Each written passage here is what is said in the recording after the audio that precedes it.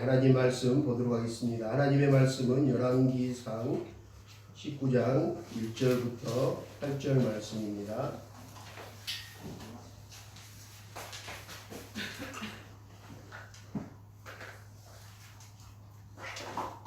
열왕기상 19장 1절부터 8절 말씀입니다.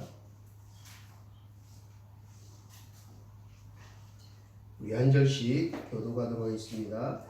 아합이 엘리야가 행한 모든 일과 그가 어떻게 모든 선지자를 칼로 죽였는지를 이세벨에게 말하니, 이세벨이 사실을 엘리야에게 보내어 이르되 내가 이번 때까지 그만큼 내 생명을 저 사람들은 한 사람의 생명과 같게 하리라. 그렇게 하지 아니하면 이들에게 보내어 먼저 만나리라. 그가 이 형편을 보고 일어나 자기의 생명을 위해 도망하여 유다에 속한 부엘세바에 이르러 자기의 사환을 그곳에 머물게 하고 자기 자신은 명예를 들어가 햇빛 가서 한 로뎀나무 아래 앉아서 자기가 죽기를 원하였는데 여호와여 능력하오니 지금 내 생명을 거두시옵소서. 나는 내 조상보다 낫지 아니하니이다. 로뎀나무 아래에 누워 자더니 천사가 그를 어루만지며 그에게 이르되 일어나 먹으라 하는지라. 본종 얼마때 숲에 온 것과 평평 이에 먹고 마시고 다시 누웠더니 여호와의 천사가 또 다시 와서 어루만지며 이르되 일어나 먹으라. 내가 갈 길을 다 가지 못할까 하노라 하는지라. 이에 일어나 먹고 마시고 그 음식물에 힘을 얻으려 40주 40년을 걸어서 하나님의 말씀 그에게 이르니라. 아멘. 사랑하는 하늘 가족 여러분, 어제가 무슨 날인지 혹시 아십니까? 네, 그렇습니다. 광복절입니다. 75주년 되었습니다. 1945년 우리나라가 일본으로부터 해방된 것을 기념하고 임시정부 법통을 계승한 대한민국 정부 수립을 축하하는 날입니다. 여러분, 그때를 기억하십니까? 저는 1945년에 태어나지 않았기 때문에 알 수는 없으나 그때 그날 온 국민이 남녀노소 모두가 길거리에 나와 얼마나 기뻐하고 얼마나 많은 눈물을 흘리며 감격하였는지 여러 자료들과 방송 등을 통해 보았습니다. 그때의 그 감격과 그 기쁨은 뭐라고 표현할 수 없을 만큼 정말 이루 말할 수 없었을 것입니다. 태극기를 흔들며 자유함을 누리며 처음으로 대한독립 만세를 부르며 기뻐하는 모습이 얼마나 감격스럽고 기뻤는지요. 가끔 태어나지 않았지만 그때의 영상들을 보면 뭉클해집니다. 그런데 태극기를 흔들며 기뻐하고 감격하고 감동했던 장면이 또 한 장면이 저는 개인적으로 생각이 납니다. 여러분들도 잘 알고 있으시겠죠. 바로 2002년 월드컵 때 모습입니다. 온 국민이 막 기뻐했습니다. 그러나 저는 개인적으로 가장 기쁘고 감격스러운 날을 하나를 꼽으라고 말한다면 바로 제가 구원받은 날입니다. 예수님을 영접하고 성령 세례를 받은 날입니다. 해방의 기쁨보다 그 월드컵의 그 기쁨과 감격보다 비교할 수 없는 그 하늘의 놀라운 신령한 그 은혜를 입은 날, 경험하지 않은 사람은 그 성령의 기쁨과 감격 세례를 경험하지 못한 사람은 알지 못합니다. 우리 그리스도인들만이 정말 경험할 수 있었던 정말 특별한 하나님의 그 신비의 은혜인 것입니다. 성령 세례 받은 그날의 그 기쁨과 그 감격은 제가 인생 살면서 정말 기쁜 적이 많았거든요. 생각해 보니까 감격스러운 날도 많았어요. 감동적인 일도 많았고, 특별히 부모들은 그럴 거예요. 엄마들은 가장 감격스럽고 기쁜 날을 뽑으란다면 아마 첫째 아들, 둘째 딸, 이렇게 자녀들 올 때를 엄마들은 얘기를 많이 하더라고요. 저 역시도 우리 늦둥이 딸 또 태어나고 회강이 태어난 날이 감격스럽고 기뻤던 날입니다. 우리의 육신의 자녀가 태어난 날도 그렇게 기쁘고 감격스러운데 하늘 아버지께서 정말 탕자와 같이 떠난 아들이 다시 돌아와서 성령으로 다시 거듭나고 태어나는 그날이 얼마나 기쁠지요. 천국 천사들도 기뻐 찬송할 것입니다. 그렇게 기쁨의 감격과 은혜, 해방의 기쁨을 누리며 하나님께 감사하다고, 정말로 감사하다고 고백할 수 있는 심령을 가진 사람들만이 모여서 하나님을 찬양하고 예배드릴 수 있는 것입니다. 그것이 바로 오늘 우리의 예배인 것입니다. 하나님은 그 마음에 그 기쁨과 감사함으로 예배드리는 사람들을 기뻐하시고 오늘도 찾으십니다. 그냥 형식적으로 그냥 내가 복받기 위해서, 무언가를 얻기 위해서, 무언가 도움을 바라기 위해서, 그냥 아니면 누구의 눈치나 아니면 자기의 만족감을 봉사하고 누군가를 돕고 섬기는 거에 그냥 그게 만족스러워서 드리는 그런 예배와 신앙생활을 기뻐받으시지 않으십니다. 우리 모든 그리스도인들에게는 죄와 사망으로부터 영원한 형벌로부터 구원받고 해방된 그 기쁨과 감격의 날이 우리에게는 분명 성령 세례 받은 흔적이 있습니다. 사망 권세를 깨뜨리시고 부활 승리하신 우리 주님을 찬양하고 그 해방의 기쁨과 감격으로 감사함으로 예배드리는 날이 바로 오늘 주일 예배인 것입니다. 사랑하는 여러분, 그 기쁨과 감격을 잊지 말고 감사함으로 하나님께 예배드리기를 원합니다. 그렇게 주일 하나님께 그런 마음으로 발걸음을 옮기고 하나님 앞에 감사함으로 성전에 들어온다면 하나님이 어찌 기뻐하지 않으시고 어찌 은혜를 내려주지 않으시겠습니까? 하물며 공중에 사는 새와 들풀도 먹이시고 입히신 하나님께서 우리의 필요와 형편도 하시고 채워주시고 부어주실 것을 믿습니다. 사랑하는 하늘가족 여러분, 혹 지난주일 우리 지난주일 설교 때 무슨 말씀을 나누었는지 혹시 기억이 나십니까? 우리는 지난주일 창세기 말씀을 나누면서 에녹과 같이 날마다 매 순간순간마다 우리 주님과 하나님과 동행하는 복된 삶을 살다가 다시 우리 주일날 만납시다 라고 우리 다짐하고 기도했습니다. 서로 축복했습니다. 그리고 찬송했습니다. 주와 같이 길 가는 것 즐거운 일 아닌가 그러고 돌아갔습니다. 그렇게 즐거운 발걸음 되셨는가요? 일주일 동안 말씀 마음에 새기면서 주님과 동행하면서 그렇게 한 주간을 보내셨는지요?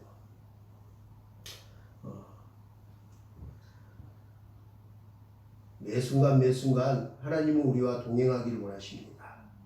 한순간도 우리를 떠나지 않고 졸지도 주무지도 않고 우리 곁에 머물고 계시며 불꽃 같은 눈동자로 지켜보시며 우리와 함께하기를 원하십니다. 그런데 우리는 하나님과 동행하지 않고 하나님 잠시 저리 가 계세요 하고 단 길로 세상 길로 또 다른 것에 마음을 빼앗기고 눈을 빼앗기고 시선을 빼앗기고 우리의 생각과 마음이 또 다른 곳에 향하진 않았나 생각해 봅니다. 아니면 TV는 나의 목자시니 하고 TV나 스마트폰이 나의 목자시니 하며 세상 것들을 취하며 살다가 오늘 하나님 앞에 이 자리에 오진 않았나 한번 우리가 생각해 봐야 합니다. 설마 TV가 나의 목자시니 하고 성경도 안 보고 하나님과 친밀하게 교제도 안 하고 기도도 안 하고 한 번도 안 하고 그렇게 왔다고 할지라도 안 온 것보다 낫습니다. 100번 1000번 낫습니다. 하나님 앞에 예배 나오는 그 발걸음이 축복입니다. 은혜인 것입니다. 모든 상황과 환경을 뛰어넘어서 하나님 앞에 예배드리는 그 발걸음을 주의 이름으로 축원합니다. 축복합니다. 예배 자리로 또 은혜 자리로 오는 거 아무나 올 수 없습니다. 그리고 쉽지 않습니다. 저는 지금 목회자가 됐는데 평신도 때 제가 또 예수를 영접하고 거듭났는데도 불구하고 정말 그 영적 싸움을 많이 했어요. 꼭 주일날 아침에 예배만 가려 그러면 안 좋은 일이 생겨요. 그리고 또 가려고 딱 나오면 또 뭔가 막 붙잡는 일이 생겨요. 붙잡히는 일. 그리고 평상시에 안 싸우다가 꼭 예배 가려 그러면 조그만 말다툼이 생겨서 그게 화근이 돼서 은혜가 안 돼요. 에이 오늘 교회 안 가야지 하고 그런 마음이 순간 확 들 때가 많았어요. 그런데 그럴지라도 오고 있는 중에라도 막 싸우다가 에이 돌아서야지 할지라도 그것을 뿌리치고 이겨서 예배에 오면 은혜가 되고 또 언제 그랬냐는 듯이 하나님이 또 어루만져 주셔서 또 마음이 풀어져서 금방 또 이 부부관계가 회복이 되는데 에이 하고 돌아서 버리면 이게 이제 오래가요. 부부간의 관계도 오래가고 그 찝찝했던 마음도 화났던 마음도 오래가더라고요. 배는 오래가더라고요. 그래서 억지로라도 하나님 앞에 나오는 것이 은혜임을 저도 평신도 때 많이 경험했습니다. 그런 순간에 막 사단이 주는 생각, 여러 가지 많은 환경을 뛰어넘고 초월해서 나올 때 하나님의 은혜가, 특별한 은혜가 성령의 기름 부음이 있을 줄 믿습니다. 우리는 그런 사단의 공격으로부터 예배를 드리지 못하고 모이지 못하고 하나 되지 못하고 신앙을 끝까지 지키지 못하고 믿음을 끝까지 사수하지 못하고 다음 세대 주일학교 아이들마저 예배에 나오지 못하게 하는 엄청난 지금 이 코로나란 이 일구 바이러스에 발목이 잡혀서 정말 너무나 신앙생활 하기 힘든 그런 시대를 우리는 살고 있습니다. 그럼에도 불구하고 하나님 앞에 나와 예배하는 여러분들은 정말 귀합니다. 그리고 나오지 못하더라도 또 나오고 싶었는데 나오고는 싶었지만 또 우리 아파트에 또 내 직장에 또 상황에 확진자가 생겨서 또 배려 차원에서 오지 못한 분들이 있습니다. 또 그런 분들은 또 오지 말라고 제가 또 통보를 했습니다. 그렇게 또 정말 오고 싶은데 마음은 굴뚝 같지만 올 수 없지만 지금 함께 예배드리고 방송으로 또 TV 앞에서 또 스마트폰 앞에서 함께 방송으로 예배드리고 또 하나님을 찬양하는 하나님의 백성들, 하나님이 아실 것입니다. 그 마음의 중심을 보신 하나님이십니다. 어떤 자세와 어떤 마음으로 어떤 곳에 있든지 하나님을 예배하는 하나님의 예배자들 하나님 찾으시고 축복하실 줄 믿습니다. 우린 한 주간 참 한 사람 한 사람 한 주간의 삶을 간증하라고 한다면 정말 밤이 새도록 돌아가면서 한 주간에 있었던 일들을 얘기할 수 있을 것입니다. 한 주간이 많은 사건과 사고가 있었습니다. 저 또한 지난 한 주 동안 참으로 감사한 일도 있었지만 또 다른 한편으로는 참으로 마음 아프고 정말로 힘든 일들도 있었습니다. 하나님의 은혜로 여러분들의 기도로 인해 지난 금요일 드디어 그토록 간절히 함께 기도하던 우리들이 하나 센터가 지역 아동센터로 허가를 받았습니다.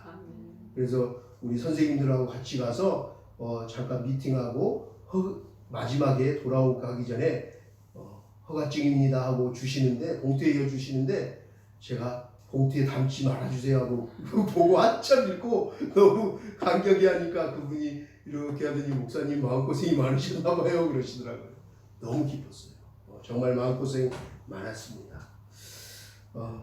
여러분들도 잘 아시겠지만 지난 4달 동안 참 마음고생이 많았습니다. 평상시 같았더라면 예전 같았더라면 한 달이면 모든 서류 심사부터 허가받기까지 일정이 끝났을 텐데 코로나와 여러 가지 많은 사건 사고들로 인해서 무려 4달 동안이나 참으로 어렵고 힘든 일들이 많았습니다. 쉽게 되지 않더라고요. 코로나로 인해 어려운 가운데 그 아동 청소년과 허가를 내주시는 시청 담당자가 처음으로 공무원이 되고 나서 이 일을 맡게 되어 하나하나 서류 검토와 허가 진행 과정에 너무나 어렵고 힘든 일들이 많았어요. 자신도 처음 해보는 일이라 막 책을 읽고 막 매뉴얼대로 FM대로 막 너무 막 하다 보니까 때로는 제가 오히려 더 공부해야 될 정도 막 알아보고 여기저기 알아보고 이건 이런다는데요 하고 막 서로 그런 일들이 많았어요. 그렇게 어렵게 모든 것들이 이제 다 끝나고 이제 허가 승인이 나겠구나 하고 생각하고 있으면 또 한 주간 기다리면 이제 허가증 나갈 겁니다 하고 최종 통보를 받고 나서 기다리고 마음 졸이고 막 기도하고 있으면 전화가 와서 또 다른 일이 터져요. 그리고 이것 때문에 다시 안 되겠습니다 라고 전화가 오는 거예요. 또 다른 예기치 못한 일들이 계속해서 인생에 생기더라고요. 우리의 생각과 마음대로 인생이 한 방이 되면 좋은데 그렇지 않을 때가 많잖아요. 꼭 이 과정 중에 그랬어요. 계속 문제가 생기고 지연되고 그렇게 일이 반복되었습니다. 그래서 센터장을 다시 공모하여 채용하는 일에서부터 소방과 전기 안전검사와 합동조사단의 그 조사에 이르기까지 또 마지막 건축가에서 나와서 불시에 몰래 현장 조사를 하여 걸려서 불법 건축물로 판정되어 주차장을 미용실로 지금 불법 개조해서 쓰고 있어서 불법 건축물이어서 허가를 낼 수 없다고. 그래서 다시 허가를 받으려면 1층을 미용실을 다 부시고 주차장으로 원상태 해놓으라고 하면서 벌금이 1,000만 원이 나왔다고 합니다. 그래서 건물주와 막 미장원 내서 막 울그락불그락 그래서 난리가 났습니다. 그 과정에서 벌금 1,000만 원과 함께 미용실과 건물 주인이 이 문제를 해결하는 모든 과정들이 저하고 셋이 또 해결하는 과정들이 결코 쉽지 않고 기도하는 대로 금방 이루어지지 않았습니다. 그러나 여러분 또 한 번 우리는 하나님의 은혜와 기적을 체험했습니다. 하나님께서 기적을 베풀어 주셨습니다. 은혜를 베풀어 주셔서 하나님의 은혜로 말미암아 마지막에 이렇게 허가가 났습니다. 주차장 지금 원상태 안 됐는데 허가가 났어요. 허가증이 먼저 나왔어요.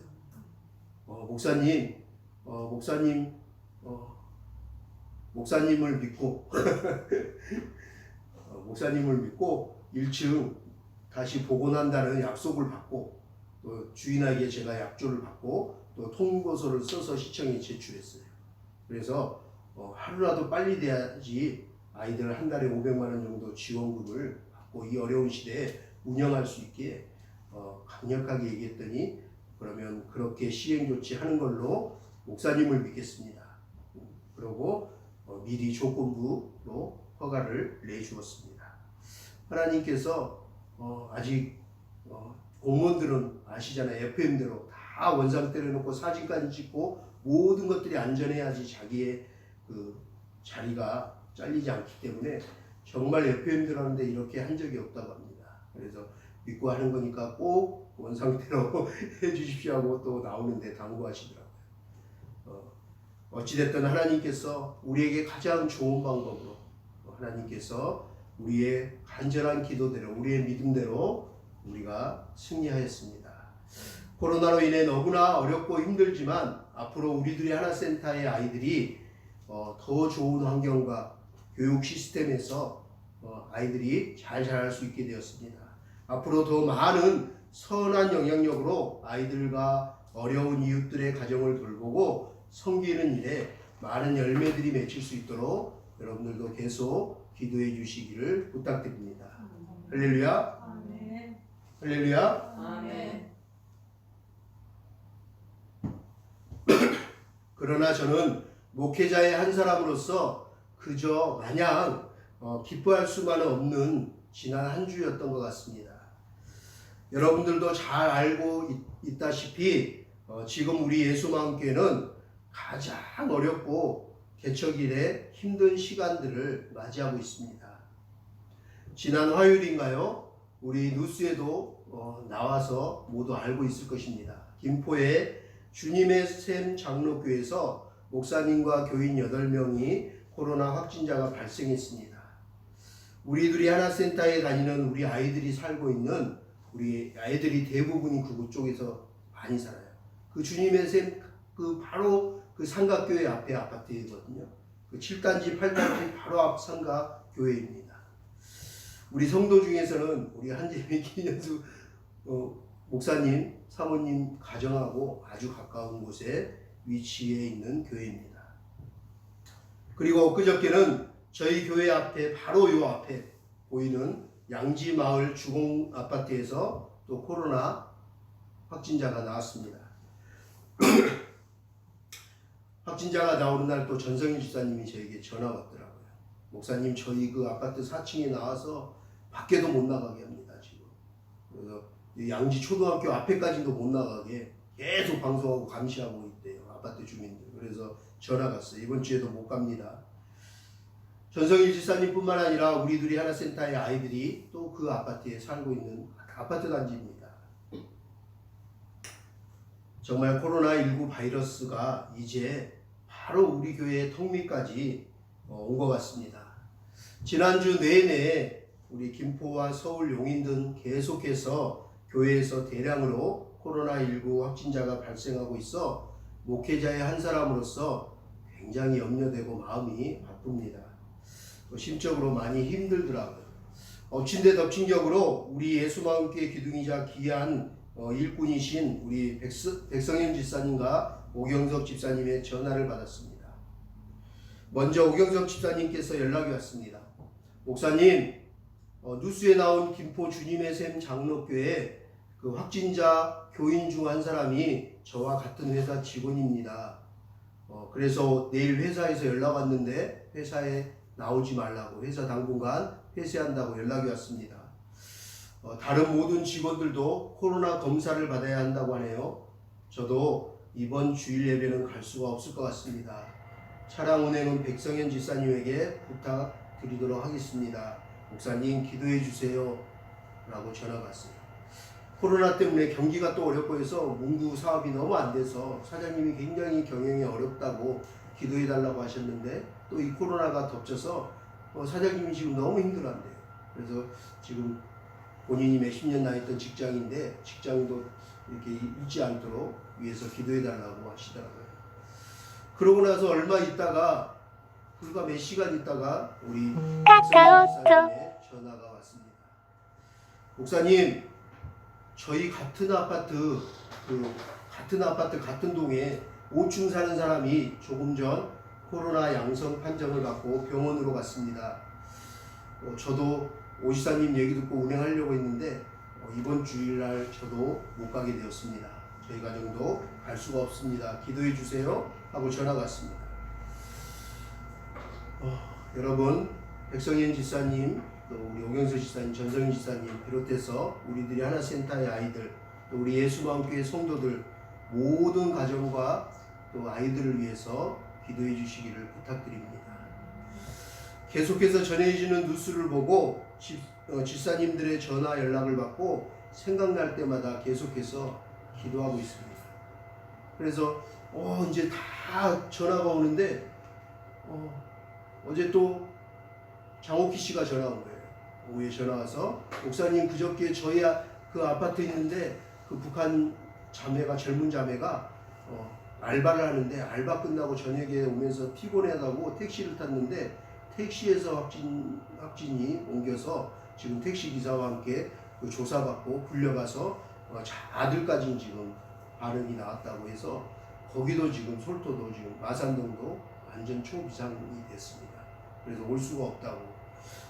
목사님 저도 가면 안 되겠죠. 성도들 혹시 걸리면 안 되잖아요 하고 배려 차원에서 못 가겠다고 그렇게 연락이 왔습니다. 정말 바로 우리 피부로 코로나가 터진 지 몇 개월 됐지만 정말 우리 교회와 성도들 바로 통립까지 이렇게 올 줄은 몰랐습니다. 피부로 정말 느껴지고 이제 정말 이게 이제 기도 제목이 돼서 계속 기도할 수밖에 없는 상황이 되었습니다. 너무나 그 우리들이 하나센터의 지역아동센터 허가를 오랫동안 정말 준비하고 기도하고 또 그동안 몇 년 동안 사역해오던 일이라서 정말 허가를 받고 나면 정말 제가 두 발 쭉 뻗고 정말 편하게 이제 자겠구나. 그리고 휴가를 좀 가야지. 내 신고증 나오면 좀 휴가를 가야지 라고 개인적으로 생각하고 있었거든요. 그런데 휴가는커녕 두 발 뻗어서 자기는커녕 잠을 요즘 못 계속 지금 전화가 오기 때문에 계속 성도들 교인들 전화를 받고 지금 이 동네 마을에 돌아가는 얘기들을 계속 듣기 때문에 엊그저께는 주민들이 찾아갔더니 금요일날 푸드뱅크 물품을 갖고 찾아갔더니 아파트 앞에까지 나오는 걸 무서워하더라고요. 엘리베이터 타고 내려오는 걸 무서워하더라고요. 그래서 어떤 분은 엘리베이터를 안 타고 물품은 받아야 되겠냐고 계단으로 내려와서 계단으로 올라가면서 낑낑거리고 가시더라고요. 엘리베이터 타기도 무섭대요. 이런 상황과 현실들을 바라보면서 너무나 마음으로 심적으로 목회자의 한 사람으로 괴로운 한 주였습니다. 참 목회하기 힘들구나, 정말 어렵구나 하는 생각이 듭니다. 또 저는 개인적으로 이 기록적인 폭우와 계속해서 몇 주 동안 이 퍼붓는 장마를 뚫고 지난 수요일에는 이번 폭우로 가장 피해가 많은 피해를 입은 지역 중에 하나인 연천과 철원에 다녀왔습니다. 그곳에 우리 북기총 목사님들, 북한에서 오신 목사님들, 또 우리 남한의 북사모 회원들 목사님들이 몇 분 계셔서 걱정이 됐습니다. 그리고 그 연천과 철원 지역을 한번 보고 기도하고 싶은 마음이 있어서 신방을 갔습니다. 제가 갈 때 우리 북사모 사무총장 구인영 목사님에게 전화했어요. 그 전날 목사님, 제가 일요일에 내일 몇 분 신방하러 가기로 했는데 거기 북사모 회원 목사님도 한 분 계신데 사무총장님 가실래요? 그랬더니 목사님께서, 목사님 제정신이세요? 내일 모레까지 비 엄청 온다 그랬는데 지금 거기 막 물이 차있고 그러는데 가면 어떻게 해요? 며칠 있다가 다 장마 지나고 가셔야죠. 막 그러는 거예요. 그래서 네, 알겠습니다, 그렇게 하는 게 좋겠네요 하고 저 혼자 갔어요. 약속을 해놔서 걱정이 돼서 혼자 갔어요. 그리고 연천과 철원에서 그 사역하고 계시는 목사님들 현장을 돌아보고 그 피해 현장들을 눈으로 봤어요. 그리고 신방하고 물품 등을 싣고 가서 나누어 드리고 제가 점심 식사를 대접하고 조금이지만 헌금을 하고 왔어요. 그런데 목사님들이 그러더라고요. 와, 목사님 오니까 농담 진담반 이렇게 얘기했어요. 식사하시면서 목사님 오시니까 하늘도 감동인지 비가 멈춰버렸고요. 놀라운 게 곳곳마다 경찰차들이 저희 막 가면 따라다녀요. 그리고 또 앞에서 막 이렇게 지휘를 해요. 그래서 막 경찰차가 이렇게 많은 걸 처음 본대요. 그 목사님들도 몇 년 살았지만 여기서 오래 살았는데 이렇게 많은 경찰 행렬들을 본 적이 없대요. 아니 목사님 오시니까 막 하늘도 비가 멈추고 막 퍼레이드를 하는데 이게 뭔 일이지 했더니 나중에 집에 와서 알았어요. 그날 문재인 대통령 부인 김정신 여사가 그쪽에 와서 자원봉사하는 뉴스를 제가 봤어요. 그래서 아, 그거였구나. 나를 퍼레이드하게 하려고. 근데 목사님들하고 저는 몰랐거든요. 점심 먹을 때까지. 근데 정말 많더라고요. 막 수백 명이 가는 곳마다 막 있어서 놀란 일이 있었는데 하여튼 그날 다녀왔습니다. 식사를 하는데요, 목사님들이 다 똑같이 얘기하더라고요. 살면서 그렇게 무서운 밤은 처음 경험해봤다고. 정말 너무 무서웠다고. 일촉즉발이었던 순간들을 떠올리시며 댐이 무너지고 마을 등이 침수되고 강이 범람되는 장면 등을 직접 눈으로 보시면서 인생 살면서 이렇게 무서운 적이 없었대요. 그 밤이 너무 무서웠대요. 그 장면 등을 막 세세하게 얘기해 주면서 얼마나 그 밤이 무섭고 힘이 들었는지 마음이 아팠는지 조금은 마음이 짐작이 갔습니다. 그 침수 지역 현장들을 이렇게 연천과 철원을 막 이렇게 가다 보니까 집과 삶의 모든 터전을 하루아침에 송두리째 잃어버린 그 수재민들의 마음이 어떨까 하면서 마음이 울컥하고 절로 기도가 나오더라고요. 식사를 하고 나서 그분들이 이왕 여기까지 왔으니 북한도 지금 수해 피해가 많을 텐데 우리 북한 사회 가시는 목사님들 의미 있게 노동당사, 옛날에는 북한 땅이었지만 지금은 이제 남한 땅으로 철원에 있는 그 김일성 노동당사 그것과 백마고지에 가보자고 해서 가서 직접 가서 설명도 듣고 또 눈으로 보고 기도하면서 들었던 마음이 있습니다. 특히 백마고지에 갔는데 그 고지가 여러분 알다시피 며칠 동안 중공군과 북한군이 쳐들어와서 이 남한군과 이게 대치해서 7번이 밤에는 남한 땅이 됐다가 낮에는 또 북한 땅이 됐다가 이렇게 해서 계속 왔다 갔다 이렇게 하면서 14,000명이나 며칠 만에 죽었어요. 그래서 그때 그 노래가 그 백마고지에서 그 해서 나온 노래라고 하더라고요. 전우의 시체를 넘보는. 정말 시체들이 쌓이고 또 동료의 전우의 시체가 쌓이고 또 죽고 또 죽으면 집 밟고 가서 또 싸우고 막 시체 위에서 밟으면서 싸웠다고. 그게 얼마나 그 백마고지 그 고지의 산 능성에 시체가 겹겹으로 쌓였는지 하늘에서 보면 그 시체와 총탄을 얼마? 제가 까먹었네요. 얘기해 주셨는데 얼마나 많은 대포와 총탄이 직격으로 그 산에 능선에 쌓았는가 위에서 보니까 시체와 그 총탄으로 모두가 하얘졌는데요. 보니까 빨개지고 하얘졌는데 이렇게 마치 하얀 말이 누워있는 모습이다 해서 거기가 백마고지가 되었다라고 얘기하더라고요.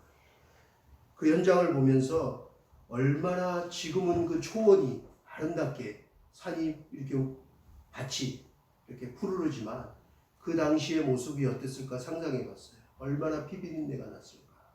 얼마나 비참했을까. 얼마 안 된 세월이잖아요. 그 역사 속을 한번 제가 눈을 감고 생각해 봤어요. 그러면서 정말 들었던 마음이 그날도 그랬을 것 같구나. 참 마음이 아프고 너무나 힘들었겠구나. 암담했겠구나. 백마전투에서 계속해서 공격해오는 적들과 피를 흘리며 싸우며 몸과 마음이 지칠 대로 지치고 비참했던 그들 역시 힘들었겠구나. 힘든 밤을 보냈겠구나. 심수로 폭우로 장마로 모든 것들을 빼앗겨버린 그날 밤에 악몽도 그랬지만 그 마음도 그랬지만 백마고지의 그 전투 현장에 그 전우들도 그랬을 것 같구나 하는 생각이 들었어요. 지금 우리 또한 눈에 보이지 않는 적과 싸우고 있습니다. 우리도 지금 전투 중에 있습니다. 전쟁 중에 있습니다. 코로나19 바이러스라는 엄청난 공포와 두려움으로 공격해오는 보이지 않는 적과 전 세계 모든 사람들이 지금 엄청난 싸움을 하고 있습니다. 또 교회도 엄청나게 지금 싸움을 하고 있습니다.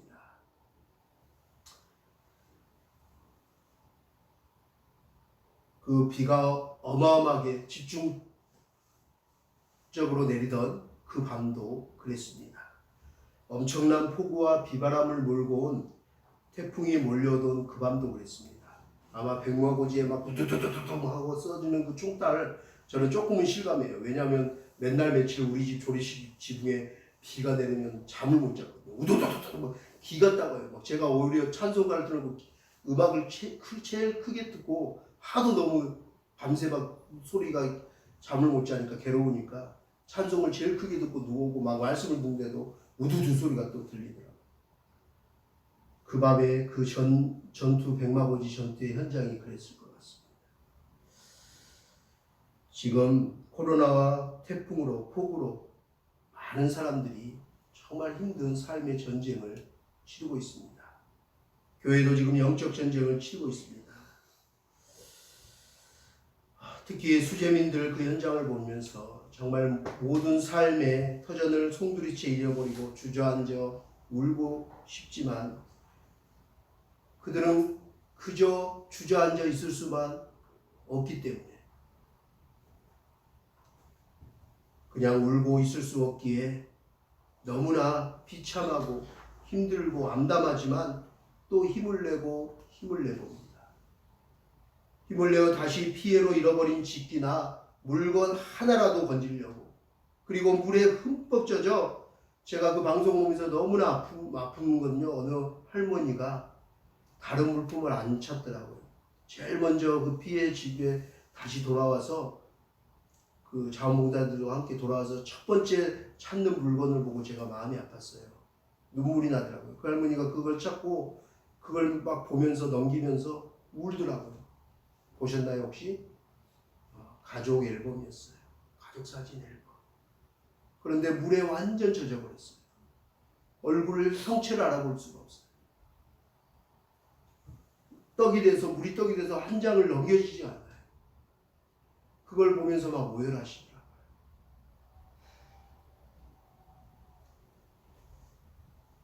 물에 너무 흠뻑 젖어 전혀 알아볼 수조차 없는 그 가족 사진과 앨범이라도 하나 건져보려고 힘을 내어보지만 너무나 야속하게도 또 밤새 내리는 많은 비로 인해서 어디서부터 시작해야 될지, 어떻게 해야 할지 모를 수재민들이 지금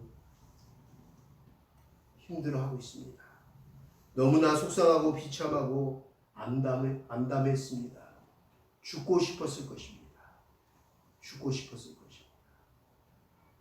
그들의 마음을 다 헤아려 알 수는 없지만 목회자의 한 사람으로서 그 어느 때보다 더 목회하기가 쉽지 않고 앞으로 목회를 어떻게 해야 하나 하고 걱정되고 염려되는 마음과 코로나로 인해 당장 월세와 끼니 걱정하며 도와달라고 하시는 주위의 많은 목사님들의 전화를 받고, 또 이번에 침수 피해를 당한 지역의 교회와 목회자들을 신방하면서, 그리고 이번 주부터 올수독되어 버린 우리들이 하나센터와 우리 예수마음교회 현실과 상황 앞에 정말이지 생각하면 할수록 주저앉고 싶고 울고 싶은 심정입니다.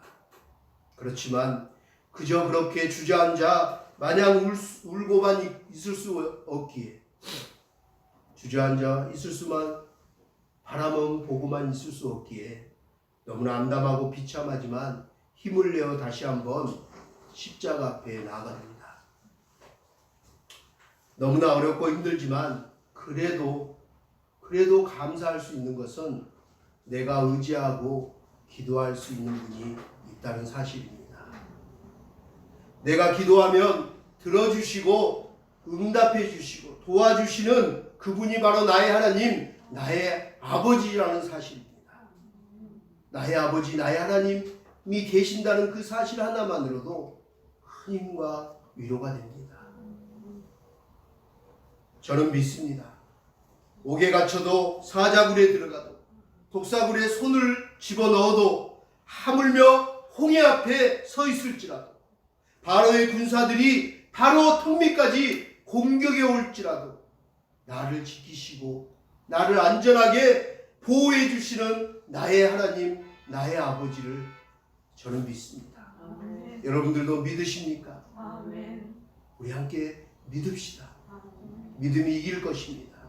이 힘든 세상, 이 상황을 이길 수 있는 것은 믿음인 것입니다. 하나님을 의지하고 신뢰합시다. 저는 믿습니다. 거친 바다 풍랑 가운데서도 나를 지키시고 바람과 파도를 잠잠케 하실 우리 주님을 저는 믿습니다. 저는 믿습니다. 원수 마귀 사단이 나의 턱 밑까지, 우리 예수마음교회 턱 밑까지 와서 우리를 공격하고 우리의 머리에 총을 겨눌지라도 우리는 두려워하지 않을 것입니다. 우리 하나님이 나의 아버지가 되시기 때문에, 우리 주님이 우리의 피난처여 요새여 산성이 되시기 때문입니다. 할렐루야. 저는 믿습니다. 죽음의 사자가 문턱을 넘지 못하고 해하지 못하도록 6월절 어린 양 예수 그리스도의 피로 당신의 자녀들을 다 지켜 보호해 주신 그 출애굽 때에 그 밤에 행하셨던 전능하신 하나님의 능력을 저는 믿습니다. 저는 믿습니다. 엘리야 선지자가 지치고 힘이 들어 노댓나무 아래에 머리를 들이박아 죽고 싶어 할 때, 죽여달라고 할 때, 그렇게 힘든 때 주의 종이, 이 엄청난 선지자가 죽고 싶어 할 때 하나님께서 천사를 보내주셔서 군 떡과 물 한 병을 주시며 다시 위로하시고 어루만져 주셔서 힘과 능력으로 다시 일으켜 세우신 우리 하나님 아버지를 믿습니다. 오늘 우리가 함께 읽은 성경에 나오는 노댓나무는 엘리야 선지자가 엄청난 영적 전투에서 승리한 후에 오히려 적들에게 쫓겨 삶의 소망마저도 희망마저도 잃어버린 채 죽기를 구하면서 죽기만을 바랬던 절망의 장소입니다. 그러나 그 절망의 장소는 하나님께서 천사를 보내셔서 위로하시고 힘을 주시고 다시 이렇게 세우셔서 하나님의 맡기신 사명을 잘 감당할 수 있도록 은혜의 자리로, 축복의 자리로 인도한 곳이기도 합니다. 절망에서 소망으로 삶을 변화시킨 놀라운 축복의 장소가 되었습니다. 오늘 바로 이곳이, 우리가 예배드리는 이곳이 코로나로 온 주위에 문만 나가도 코로나 확진자로 온 아파트와 마을이 지금 비상상태라고 할지라도 지금 어렵고 힘든 상황이라고 할지라도 하나님이 이곳을 축복의 장소로 예비해 주셨음을 믿습니다. 아멘. 우리들이 하나센터는 하나님께서 하나님의 선한 일을 위해서 계획하시고 세우신 곳이라고 저는 믿습니다. 선한 일을 계획하신 이가 이루시고 진히 경영하실 줄 믿습니다. 오늘 우리들의 삶 가운데 우리들의 지금 삶이 절망처럼 느껴지고 앞이 안 보이고 암담하고 정말 죽고 싶은, 정말 두렵고 불안하고 떨리고 힘들지라도 엘리야 선지자도 그랬습니다. 그렇지만 하나님께서 놀라운 힘과 위로와 축복과 은혜를 약속하셨습니다. 부어주셨습니다. 오늘 우리들의 삶 가운데서도 이러한 놀라운 축복과 은혜가 임하여지기를 주의 이름으로 축복합니다. 할렐루야.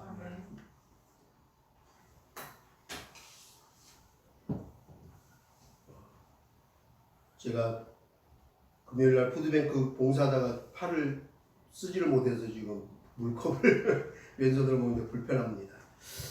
오늘 우리가 성경 말씀을 보니 이 말씀을 저는 준비하면서 계속 읽고 보면서 제가 스스로 위로가 됐어요. 정말 하나님 목회하기 힘듭니다. 성도들 가정마다 지금 다 위기고 다 어렵습니다. 예배 드리는 게 이렇게 힘듭니다. 주일날 한 번 오기도 이렇게 힘듭니다. 정말 하나님 목회하기 너무 힘듭니다. 성도들 어떻게 합니까? 앞으로 목회자들, 주의종들 어떻게 합니까? 아까도 말씀드렸지만 더 힘들어져서 월세 걱정, 관리비, 전기세 막 끼니 걱정해야 될 이런 목사님들이 계속 나옵니다. 하나님 어떻게 할까요? 기도합니다. 그런데 오늘 이 말씀을 보면서 저에게 위로가 되었습니다. 위안이 되었습니다. 이토록 엄청난 기적과 능력을 행했던 엘리야 선지자마저도 죽고 싶어 합니다. 막 두려워합니다. 지금 이세벨이 쫓아와서 두려워하고 불안합니다. 마음에 지금 심리적 지금 공황장애가 왔어요. 너무너무 힘들어합니다. 엘리야 선지자도 나와 똑같은 인간이구나. 엘리야 선지자도 연약한 인간이구나. 그 생각이 드니 위안이 됐어요. 이 엄청난 엘리야. 제가 이스라엘 성경 공부할 때요, 그 노댓나무 엘리야가 있었을 곳이라고 하는 그곳의 장소에 가서 노댓나무를 직접 보고 머리를 이어봤는데요, 웃음밖에 안 나오더라고요. 이만한데 정말 그늘도 뭐 잎사귀도 그러고 이게 뭐 풀이야 뭐야? 이게 머리에 들이밀 수 있는 곳이 아니에요. 뭐 소나무나 뭐 은행나무 막 이렇게 그늘진 우리가 그 장자에 앉아 있는 그런 나무로 생각했는데 정말 이건 풀도 아니고 엎드려갖고 뭐 쪼그려갖고 이거 머리만 몸은 막 햇빛이 뜨겁고 그런 곳에서 엘리야가 그 비참한 장면을 직접 이렇게 연출해 보니까 그 엘리야 참 초라했겠구나. 어떤 심정이었겠구나 하는 게 느껴졌어요. 엘리야 선지자 역시 우리들과 똑같은 연약한 인간이었기에 바알 선지자들과 그 엄청난 영적 전쟁에서 싸움에서 승리했음에도 불구하고 분노한 이세벨이 자신을 쫓아온다고 죽이고자 보낸 군사들이 쫓기며 너무나 암담하고 불안해하고 두려워하며 공황장애 상태로 지쳐 광야로 도망가다가 노된 나무 아래에 죽기를 구하며 이렇게 이야기합니다. 스스로 광야로 들어가 하루길쯤 행하고 한 노된 나무 아래에 앉아서 죽기를 구하여 가로되 여호와여 넉넉하오니 지금 내 생명을 취하옵소서. 나는 내 열조보다 낫지 못하나이다 하며 절망 중에 죽기를 구합니다. 죽여달라고 합니다. 낙담하고 있습니다. 너무나 두렵고 죽고 싶은 마음에 지쳐 노된 나무 아래에서 누워 자고 있었습니다. 그때 하나님의 천사가 나타납니다. 그리고 하나님이 보낸 그 천사가 엘리야를 위로합니다. 어루만져 줍니다. 그러면서 숯불에 구운 떡과 물 한 병을 건넵니다. 그리고 위로하고 힘을 얻습니다. 그리고 우리가 말씀을 다 읽지 않았지만 엘리야는 그 천사가 위로해주고 전해준 물과 떡을 먹고 힘을 내서 엄청난 사명을 끝까지 충성스럽게 감당하고 죽음을 보지 않고 불병걸 타고 산채로 하나님 나라로 옮김을 받습니다. 여러분, 이런 천사와 같은 친구가 여러분들 가운데 있습니까? 저도 그런 친구들이 참 많습니다. 인생을 돌아보니 제가 절망스럽고 지치고 포기하고 힘들 때마다, 특히 또 개척에서 힘들고 목회 그만두고 싶을 때마다 저에게 찾아와서 밥 사주고 커피 사주고 힘내라고, 어떤 일은 용돈도 주고 어떤 일은 쌀도 주고 어떤 일은 와서 손잡아주고 울어주고 기도해주고 그랬던 하나님의 천사들이 참 많았습니다. 사랑하는 여러분, 여러분들에게 이런 천사 같은 친구가 있으신지요? 춥고 배고플 때, 외롭고 슬플 때, 힘들고 지칠 때, 낭망하고 절망하여 죽고 싶을 때 조용히 다가와 손잡아주고 위로해주며 떡과 물을 주며 힘내라고, 일어나서 먹고 힘내라고 격려해주고 위로해주는 천사와 같은 친구가 있으시는지요? 저는 참 많은 친구들이 있어 감사하구나 행복하구나 하고 이 말씀을 보며 하나님께 감사했습니다. 그러고 보니 제 아주 가까이 있는 가장 최측근 천사가 한 명 있었습니다. 어제 토요일 새벽 5시 30분에 빗소리에 막 잠이 깨어서 집에 자다가 5시 반에 교회에 왔어요. 교회 나와서 혼자 기도하고 혼자 말씀 묵상하다가 하나님께서 영감을 주셔서 오늘 본문 말씀을 놓고 막 주일 설교 준비를 하고 있는데 자다가 깨어서 비가 많이 오기에 교회 피해는 없을까 걱정되어 온 저희 아내가 제가 막 말씀 준비하고 묵상하고 있으니까 배고프겠다 하더니 꼬들꼬들하게 맛있는 라면을 끓여주고 갔습니다. 그 라면을 먹으면서 위로가 되고 힘이 됐습니다. 그리고 그 라면을 먹고 막 말씀을 다시 먹고 나서 읽었는데 그 천사가 이 천사네? 구운 떡과 물 한 병을 주고 천사가 이 천사네? 하고 바로 당신이었어? 하는 생각이 들었습니다. 문득 들었습니다. 사실 저 같은 사람 오늘날 이렇게 사람 만들어 놓고 그것도 모자라 목사까지 만들어 주느니라 공부하는 내내 정말 고생하고 또 개척에서 지금까지도 이렇게 큰 목회 제가 성공하지 못해서 대접받는 그런 사모가 아니라 지금까지도 매일매일 월요일부터 매 주일까지 아이들과 성도들 밥해 먹이고 교인들 뒷바라지하고 아이들 뒷바라지 하면서 제 목회 뒷바라지 또 하면서 묵묵하게 힘내라며 섬기는 아내는 정말 제게 보내주신 하나님이 보내주신 천사와 같은 존재이구나 하고 어제 그 라면을 먹으면서 새삼 깨달았습니다. 그리고 매일 아침마다 눈을 뜨면서 아침마다 굿모닝 알러뷰 하며 뽀뽀해주는 우리 늦둥이 딸 혜아와 또 우리 혜아가 아빠 꽃 예쁘지 하고 이렇게 꽃을 저에게 아까 뽑아줬는데 빠졌네. 꽃 끼고 하라고. 그리고 꽃을 줬어요. 사실은 이거 중국어 선생님 주려다가 아빠 준 거야 하더라. 그 얘기 안 했으면 더 좋았을 텐데. 그래서 근데 왜 아빠를 줘? 그랬더니 아빠 오늘 주일 예배도 못하고 어른들 안 온다며. 그런데 아빠 힘내 내가 있잖아. 그러면서 준 거예요. 너무 귀여워. 그런데 그 말이 제게 너무 큰 위로가 됐어요. 아, 우리 애가 하나님이 보낸 천사 중에 하나구나 라는 생각이 들었어요. 또 목사님 안녕하세요 하며 매일매일 만날 때마다 해맑게 인사하고 웃어주는 우리들이 하나센터의 아이들이 정말 저에게는 천사같이 보입니다. 하나하나가 어떻게 이렇게 하나님이 나에게 보내주신 천사인가 싶을 정도로 또 너무 사랑스럽고 예쁩니다. 그리고 주위에 보니까 아이들까지 하나님 천사를 저에게 많이 보내줬어요. 여러분들도 이런 각자의 여러분들의 삶에 분명히 천사들이 있을 것입니다. 어떤 분은 목사님 저는 없어요. 그런 사람 못 만나봤어요. 하는 우리 탈북민도 있을 수 있어요. 그런 분도 저 만나봤어요. 없다고 얘기하는 분도 있어요. 그러면 저는 그런 분들에게 이렇게 얘기합니다. 그러면 당신이 누군가의 천사가 한번 되어주면 좋겠다. 없다면 당신이 되어주라. 누군가의 천사가 되어주시기를 부탁드립니다. 먹을 떡과 물 한 병 건네며 위로해주고 힘과 용기를 주는 사람 필요한 이가 분명히 우리 주위에 있습니다. 코로나 시대를 맞이해 더 많아질 거라고 저는 생각합니다.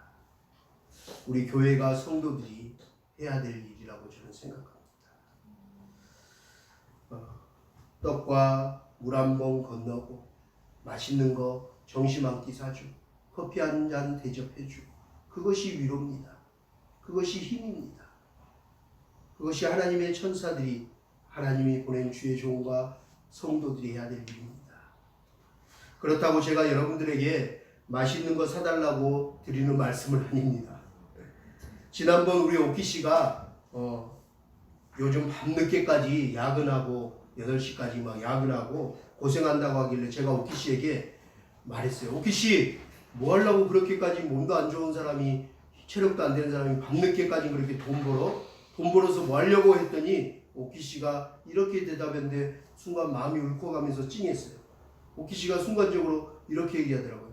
목사님 돈 많이 벌어서요. 목사님 사모님 맛있는 거 사드리려고요. 아멘. 그렇게 얘기했어요. 근데 그 말이 너무 기뻤어요. 정말. 그냥 순간적으로 걱정돼서 한 얘기였는데 돌아온 말이 저에게 너무 은혜가 됐어요. 정말. 밥 아직 안 얻어먹어봤어요. 오키 씨한테 아이스크림 하나도 얻어먹은 적 없어요. 아니요, 저번에 고기 얻어먹었잖아요. 이정원사님. 아, 그랬나요? 갈비고 오키 씨가 샀잖아요. 아, 그랬어요? 그랬군요. 아, 우리 단체로 갔을 때? 그때 오키 씨가 계산한 거예요? 한번 샀잖아요, 권사님. 그 집사님이랑. 아, 그랬어요? 아, 너무 감사하네요. 하여튼 저는 개인적으로 얘기한 겁니다. 하여튼 어찌됐든 그렇게 얘기해 주니까 너무너무 감사하더라고요. 그냥 먹지 않아도 배부른 거 있죠. 먹은 거 같은 거 기분 아시잖아요. 너무 행복했어요. 이렇게 순간 누군가의 말 한마디가 때로는 지쳐있는 사람에게 그 노덴나무 아래에 머리 뒤밀고 있는 엘리야 같은 사람에게 힘이 될 것입니다. 위로가 될 것입니다. 격려가 될 것입니다. 그 한마디가 그 사람의 또 인생을 일으켜 세우기도 할 것입니다. 이렇게 우리는 말 한마디라도 그 누군가에게 힘이 되어주고 위로가 되어줄 수 있는 그런 하나님의 사람들이 되어주기를 주의 이름으로 축복합니다.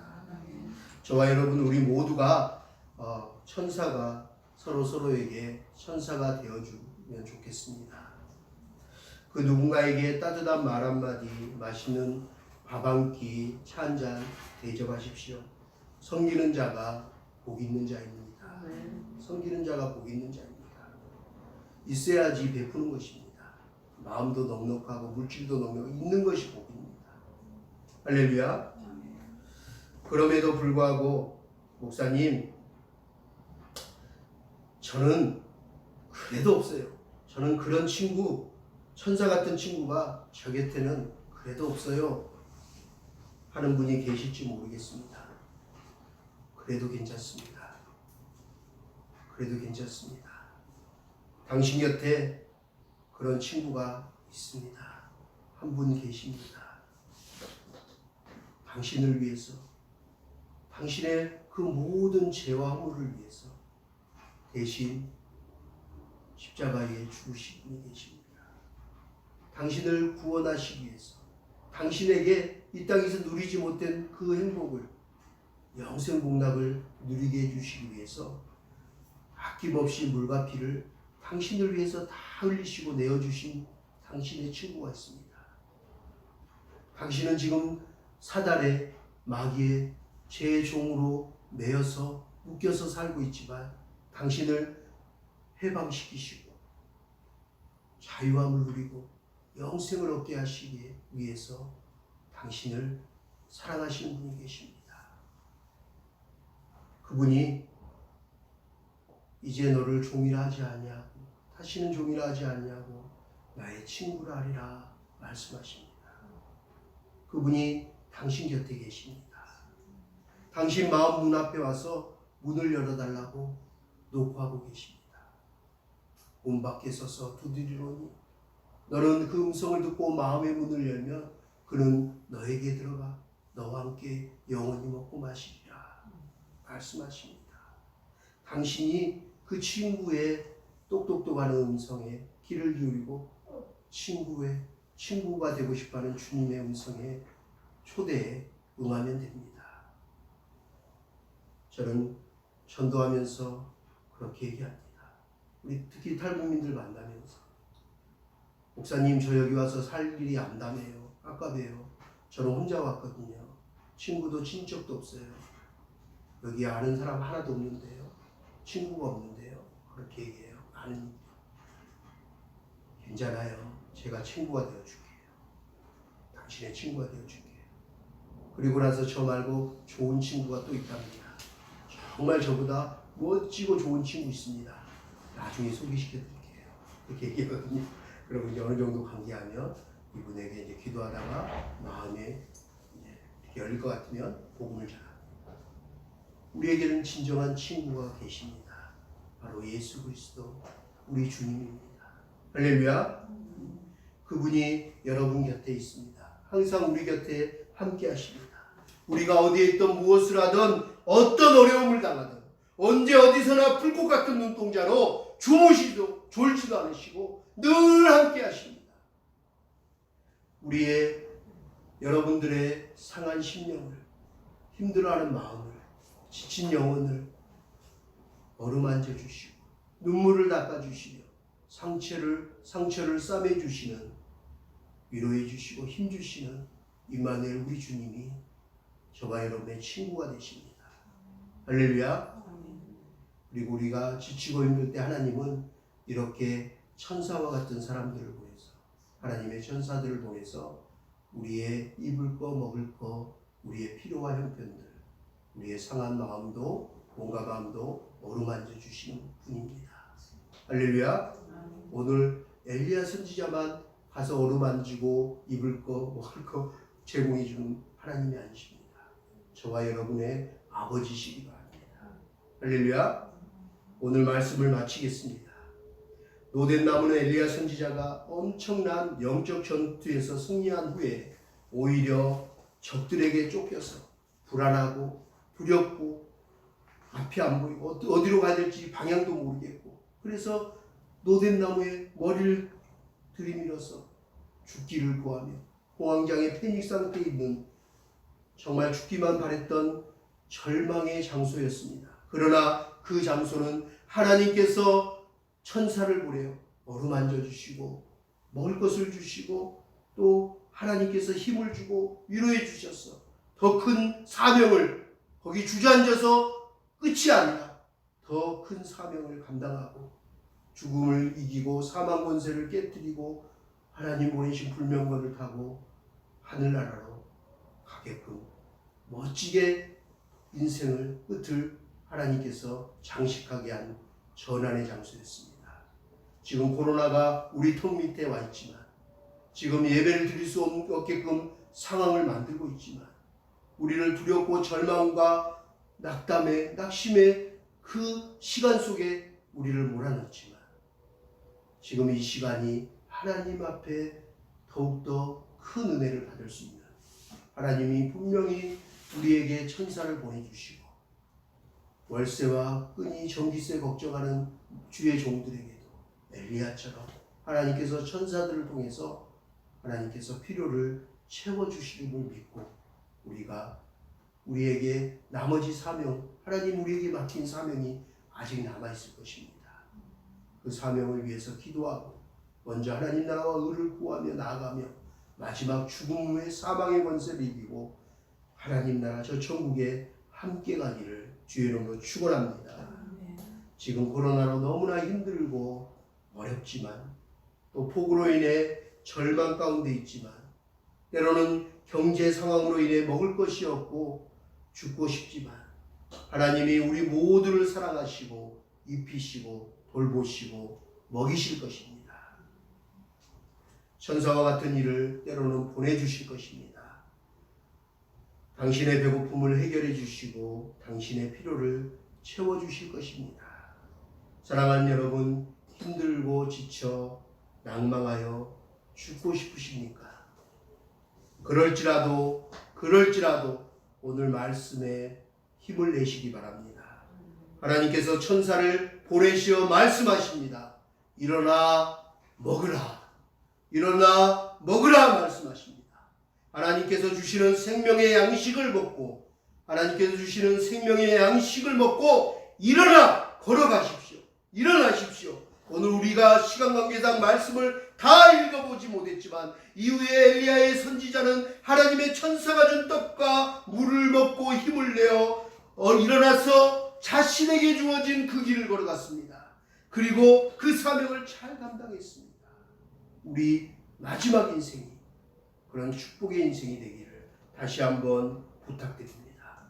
죽음을 깨뜨리고 나중에 불병거를 타고 하늘나라로 갔던 엘리야처럼 그런 놀라운 은혜가 우리 예수와 함께 저와 여러분들 우리의 자녀들 가운데 임하여지기를 주의 이름으로 축원합니다. 할렐루야. 아멘.